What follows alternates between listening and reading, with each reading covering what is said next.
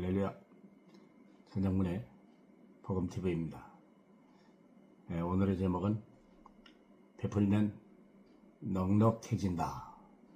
하나님의 경제입니다.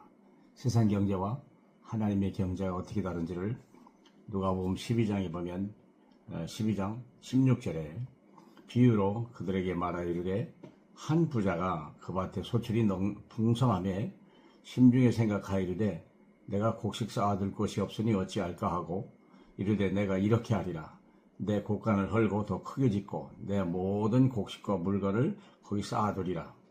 내가 내 영혼에게 이르되 내 영혼아 여러 해 쓸 물건을 많이 쌓아두니 평안히 먹고 쉬어라.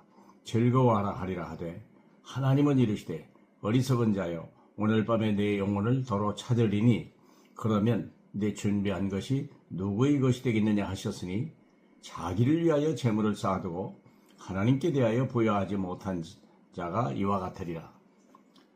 자기를 위해 사는 사람이 있고 하나님을 위해 사는 사람이 있죠. 경제도 마찬가지.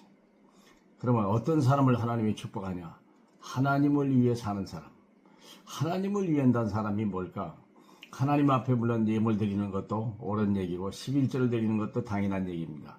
그러나 하나님의 소원은 하나님의 물질을 가난한 사람, 병든 사람, 불쌍한 사람, 정말 이런 사람을 도와주는, 그래서 그 영혼이 하나님 앞에 나와서 하나님 앞에 감사하게 만드는, 예수 그리스도를 믿고 영접하고 영생 얻게 만드는 하나님의 축복을 누리는 사람 되기를 원하시는 거죠.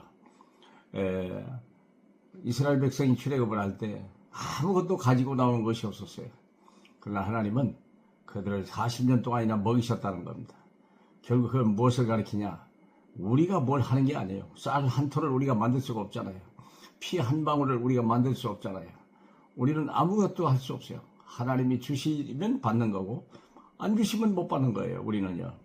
그래서 엘리야 같은 사람도 엘리야도 3년 반 동안 흉년이 왔는데 방법이 없어요. 하나님이. 나중에는 어디로 보냈냐? 사르밧 과부한테 보내가지고 과부가 남은 마지막 떡을 내게 달라. 그러면 하나님이 너를 이 흉년에 먹일 것이라는 약속의 말씀을 주고 그 과부가 마지막 자식에게 주고 먹고 죽을 떡을 엘리야에게 줌으로 인하여 엘리야도 살고 본인도 사는 하나님의 영적 원리를 깨닫게 되는 거죠. 그렇습니다.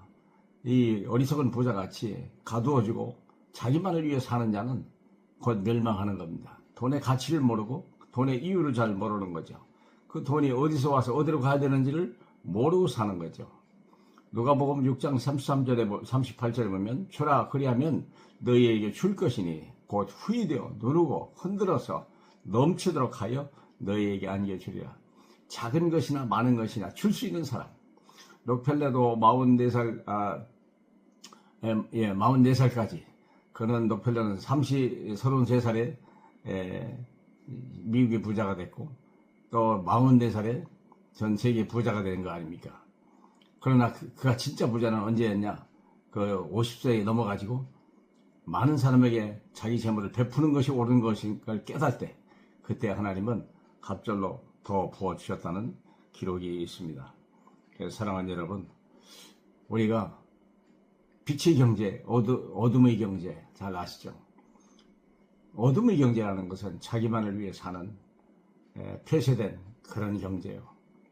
빛의 경제라고 하는 것은 하나님의 재물을 가지고 많은 사람에게 나눠주는 참 지혜로운 복받은 그런 사람이 되는 것이죠.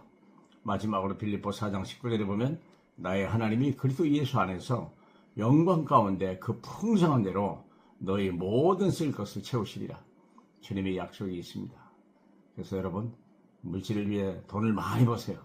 많이 벌지만 자기를 위해 쓰지 말라는 얘기는 아니죠. 내 필요를 먼저 채우는 건 맞는 얘기죠. 그러잖아요. 밭을 가는 소가 먼저 곡식을 먹는 게 맞는 거고 농부가 먼저 먹는 건 맞는 거죠. 그러나 전체 흐름을 우리가 어디로 가야 되냐? 하나님을 위하여 그리고 하나님의 뜻을 따라 가난한 자에게 불쌍한 자에게 베풀어줌으로 내가 하나님의 사람이요 내가 하나님의 일꾼이라고 하는 증거를 세운다면 이 땅에는 하나님 나라가 임하게 될 것입니다. 오늘이 바로 그날이 되길 주님의 이름으로 축복합니다. 예수는 그리스도이십니다. 감사합니다.